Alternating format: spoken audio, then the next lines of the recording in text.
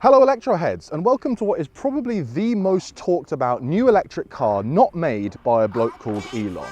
This is the new Honda E, and it's here in the UK. Look at his little face. Now, I've just spent the last couple hours with this car, drove it around a bit, pressed all the toys and gadgets and buttons, and in that time I've made two very important realizations.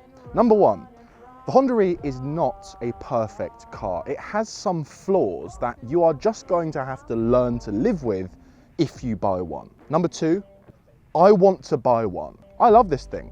I want to steal it. I want to get in this press car right now and drive off into the sunset. Of course, I wouldn't make it very far because it doesn't have very good range, which is one of the flaws. Okay, I'm getting ahead of myself. Just, Cole, do some B-roll, would you?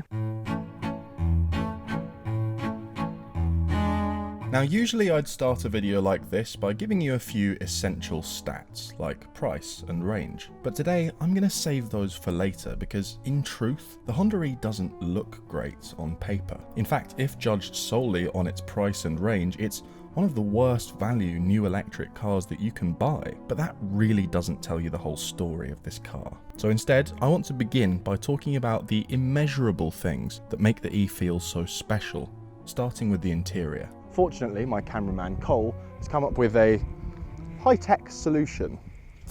None of the other journalists have cameras on their head, Cole. Okay, this is what you see when you climb into a Honda E for the first time. Pop open. Oh! The car just denied me. Okay, this is what you see when you climb into a Honda E for the first time. Pop open the door handle. In you get. And here it is. A beautiful, clean, spacious interior and a dashboard dominated by an unbroken wall of 5 screens. We've got one here replacing a conventional gauge cluster, 2 that serve the infotainment, which can actually be swapped over, so your passenger can do stuff for you or you can do it yourself. And bookending the whole thing are these 2 little screens that serve the cameras that come as standard in place of wing mirrors. We'll talk about those in just a second. It is easily one of the most beautiful dashboards I've ever seen on a car. Not quite as space age as the one screen for everything Tesla Model 3 setup, but just as impressive. It's also just as simple to use and comes as standard with useful features like Apple CarPlay, Android Auto and Fish. Yes, Fish. At the push of a button, you can have a digital aquarium on your screen, and my favourite part is that you can go into the settings and adjust these little sliders to change how many of each type of fish you get. It's ridiculous, and I love it. Just think, someone at Honda had to code this. That means there was at least one meeting at Honda where someone genuinely said the words, "The fish need to be more customizable." Now we should talk about those wing mirrors, or lack of wing mirrors, because those cameras have been a little bit controversial. Some people love them, some people think they're just an expensive gimmick. Me personally, I'm a fan. I actually did a video a while back on why camera wing mirrors are a good idea. If you didn't see that, here's the short version. They're better in the dark, they're better in the rain, they're more in your line of sight, and they don't create blind spots. They are just objectively better. Some people have said that they find it a bit jarring looking at a digital screen instead of a piece of glass. I think those people are probably old, because it doesn't bother me at all. Now moving away from tech, we need to talk about the cabin in general for a moment. In the pre-drive presentation for the Honda E, Honda claimed that the cabin was designed to feel like sitting in a lounge. And that may sound silly, but do you know what? It is genuinely quite loungy. I don't know if it's the lovely material the seats are made of, or the flat dash design with the faux wood trim, or the fact that the passenger and driver footwell are connected so that you can play footsie, but it just feels spacious and relaxing in the cabin. It's modern yet cozy, and it's beautifully well put together. To use the world's most cliche motoring journalist phrase, it's just a lovely place to be. Now we should probably talk a little bit about what this car is actually like to drive, considering it's, a car. This for me was one of the big surprises of the Honda E, because I was fully expecting it to have that classic city car floaty bus handling, super soft springs, super light steering, kind of boring but comfortable. And it's not, it's more interesting than that. It even has a sport mode. It doesn't do much, but it has one.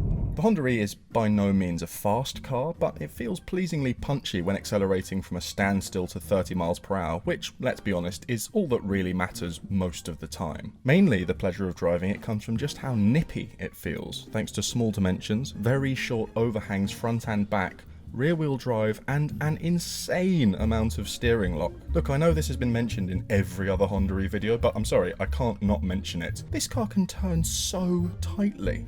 It's completely mind-blowing, very convenient, and so much fun. With its surprisingly fun handling, beautifully finished cabin, and plethora of tech, the Honda E really might be the best city car that you can buy right now. But as I said, it's not perfect. I have 3 gripes with this car, and I'll go through them from smallest to biggest. My first gripe is the price. In the UK, the E will start at a little over £26,500 after the government EV grant. That is a lot for a small Honda family car, and if we're being honest, the world really needs more cheap EVs, more than it needs another posh one. But I can totally understand Honda's decision to go premium with their very first electric car, and what's more, the Honda E feels expensive. So like I said, small gripe. Gripe number 2 is boot space, because it doesn't have any, or at least very little. The boot in the E is 171 litres, that is half the size of a Renault Zoe's. It is so small. Now again, this is not a deal breaker, just know that if you buy a Honda E, you're going to spend a lot of time using the back seats as additional boot space. And now for the big gripe with the E, and yes, you guessed it, range, because the Honda E has a quoted range of 137 miles. That means that if you drive hard, use the aircon and have heavy friends, you might get as little as 80 to 90 miles from a charge. And that to me just doesn't feel like enough. Now I know that Honda deliberately gave the E a smaller battery to keep the car small and light. And deep down, I know that in practice, 137 miles of range is probably plenty for a city car. But I also know that if I owned a Honda E, the sense of relaxation I get whenever I sit in it would often be interrupted by crippling range anxiety. The thing about electric car batteries is you don't really want to use all of it. You want a bit of cushion for your peace of mind. The Honda E doesn't give you that cushion. I wish it had another 50 or so miles of range, because if it did, it wouldn't just be a great city car, it would be a great car. So I guess the big question is the range a deal breaker? Should you not consider buying one of these because it doesn't have very much range? If I was answering with my head, the answer would probably be yes. I'd probably say go and buy a VW E-Up and save a load of money and have more range. The problem is this car is just so damn lovable. Sitting in it, driving it, even seeing one go past, it's almost impossible not to smile. The range is doubtless going to put a few people off, but for me personally, if I had the money right now, I'd be saying to myself, you know what, I can plan a couple charge stops on my longer journeys, and I can train myself not to panic prematurely when I still have a good 40 miles of range left. I can change to make this car work for me, because that's how much I want one. Yeah, it's flawed, but so are your parents, and you like them. So there we have it, the Honda E. Definitely a car that you choose with your heart, not your head.